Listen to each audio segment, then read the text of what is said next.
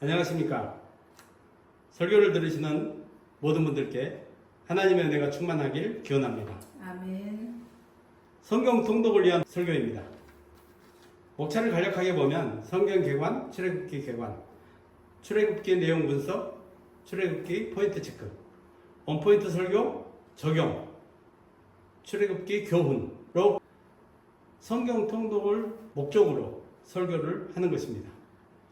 그래서 성경 개관을 창세기 첫 설교 때 한 것과 같이 다시 반복해서 합니다. 왜냐하면 성경을 이해하는 이 기초 지식이기 때문에 이 개관을 보고 다시 보는 것이 더 좋다는 생각을 해서 넣었습니다. 성경은 한 권이자 두 권이고 66권입니다. 두 권으로 나눌 때는 예수님 탄생을 기점으로 역사를 BC와 AD로 나눈 것 같이 성경은 구약과 신약으로 나눕니다.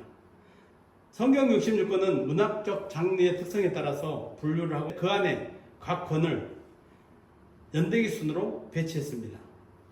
이렇게 문학적 장르의 특성에 따른 분류를 이해할 필요가 있는 것은 시집을 읽는 것과 역사서를 읽는 것, 예언서를 읽는 것이 다르기 때문입니다. 출애굽기를 개관해 보겠습니다.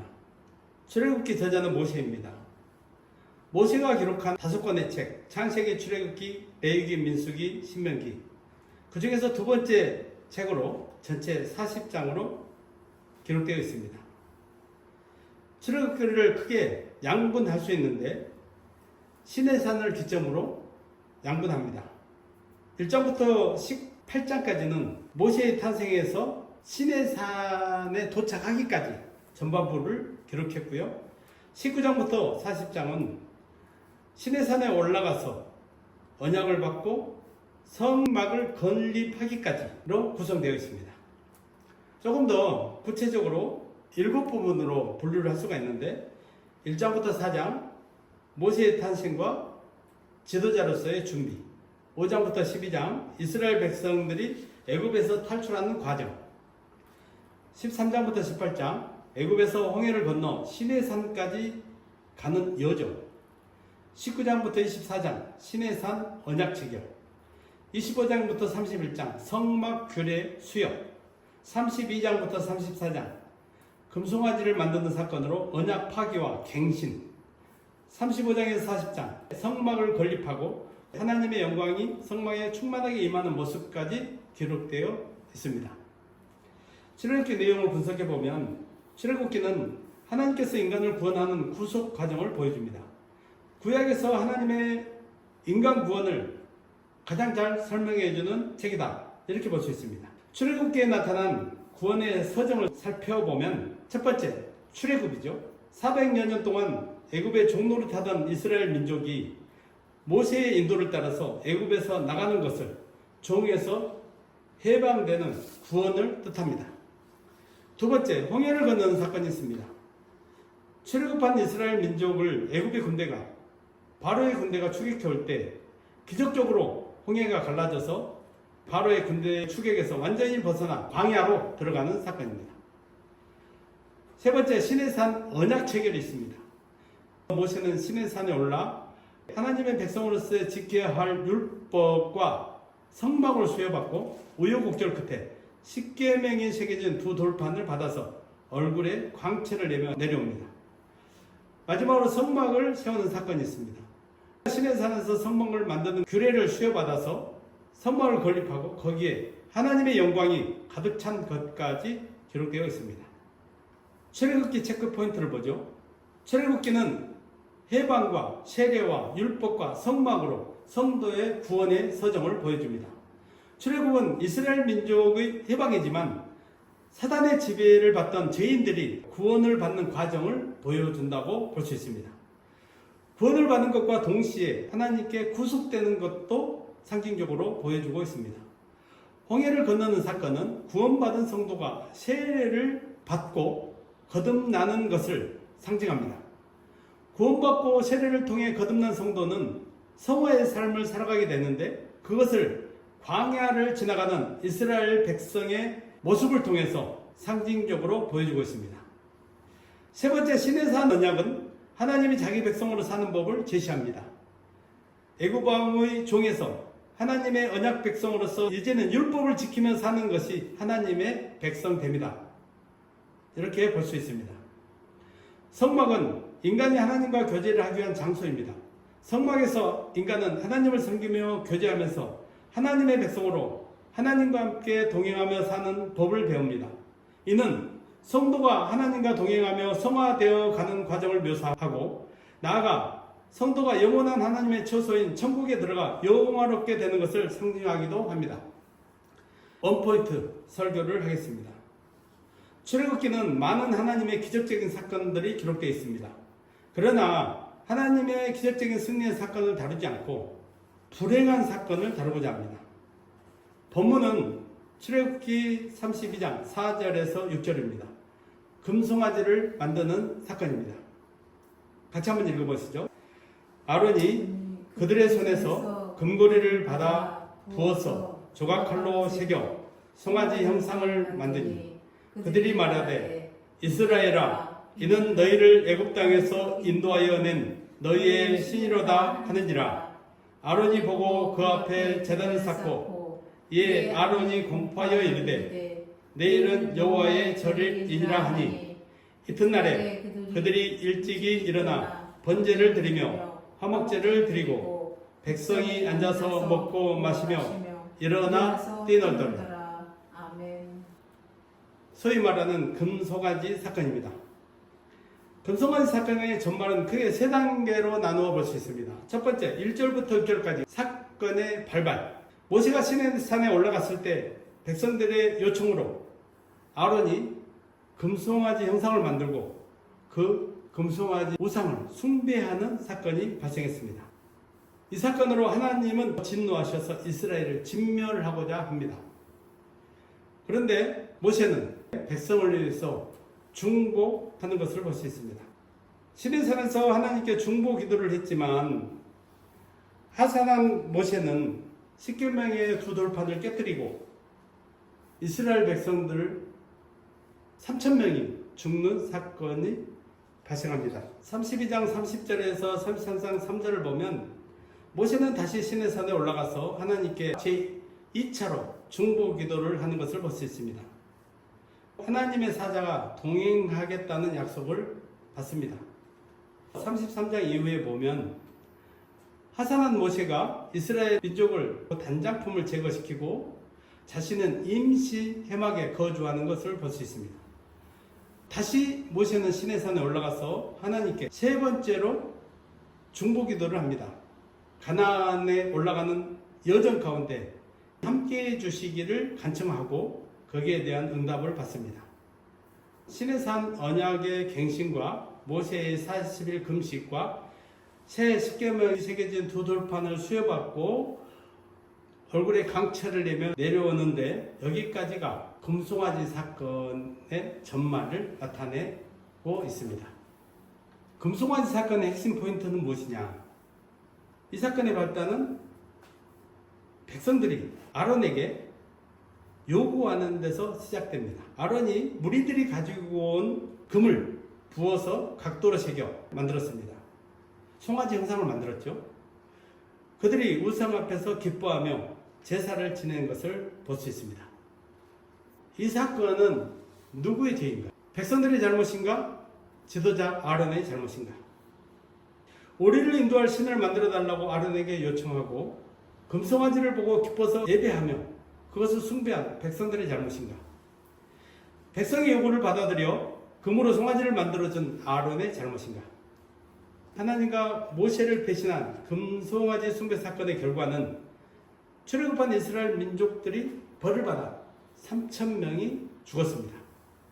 그러나 모세가 없는 동안에 그들의 지도자 역할을 하였고 금송아지를 직접 만든 장본인인 아론은 아무런 처벌도 받지 않았습니다.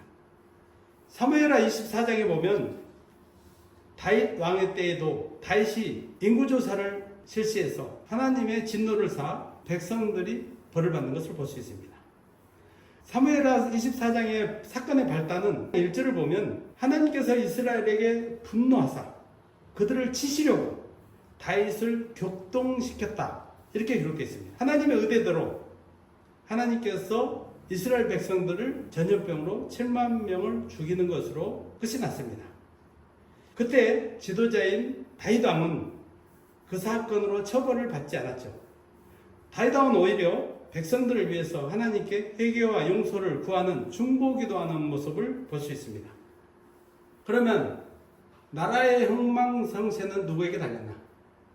언뜻 보면 나라의 흥망성쇠가 지도자에게 달려있는 듯 하지만 하나님은 백성들의 삶의 모습을 항상 보고 계시고 그에 따라 응답하십니다. 하나님 앞에서 백성이나 지도자는 동등합니다. 개인의 생각과 행동이 집단지성을 만들어내고 그것을 실행에 옮긴 결과에 따라 하나님께서 역사하십니다. 그러므로 그 나라와 백성들의 흥망성쇠는 그 백성들과 지도자의 선택과 행함의 결과라고 볼 수 있습니다. 따라서 공동체는 서로가 상호작용하는 가운데 하나님의 역사로 흥망성쇠가 결정된다고 볼 수 있습니다. 결론적으로 공동체의 구성원이나 지도자들은 공동체에 대한 책임감을 가지고 하나님 앞에 신실한 삶을 살아서 공동체가 건강하고 부흥하게 만들어야 할 책임이 있습니다. 하나님이 세운 지도자 모세의 활약을 보도록 하겠습니다. 출애굽기는 탁월한 지도자 모세가 애굽의 군대를 물리치고 이스라엘 민족을 구원하는 모습을 기록하고 있습니다.